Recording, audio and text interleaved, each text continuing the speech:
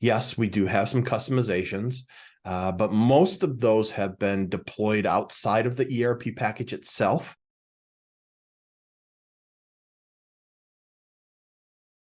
The decision was made basically because we have a very old ERP. So that's something that it's like 25 years old or something like that. And the reason was because we did so many customizations that we couldn't at some point move to newer versions of the software.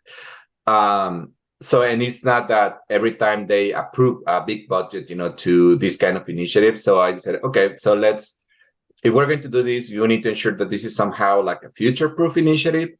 And by moving to the cloud, number one, allows you to keep your system like standard or out of the box as much as possible, but allowing you to do certain customizations. And second, again, since it's something that is going to be updated on a quarterly basis, it makes, the ERP future-proof, if you want. And that's kind of the reason why we decided to move from on-prem ERP to a cloud-based, solution. A little bit of background on my skill set. I was in the ERP space doing sales, implementation, deployments, training for about 35 years. So I have a little bit of perspective here. One of the things that I found, especially where I am now, is even though we have everything on-prem, we really focused on keeping processes and systems as close to standard as possible.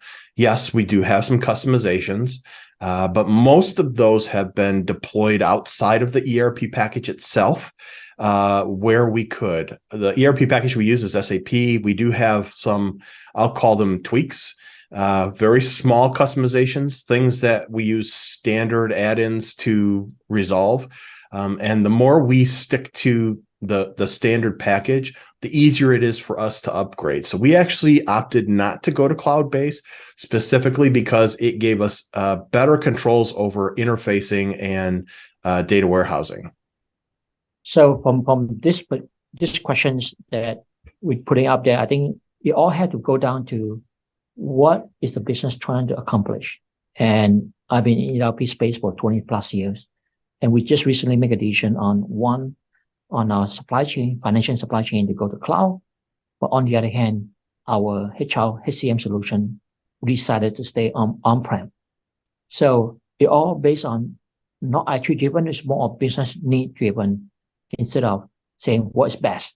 There's definitely challenges on the cloud because at the end of the day, you can spend more money to get a lot of other things that you want to do, like data analytics, combining with your internal data warehouse.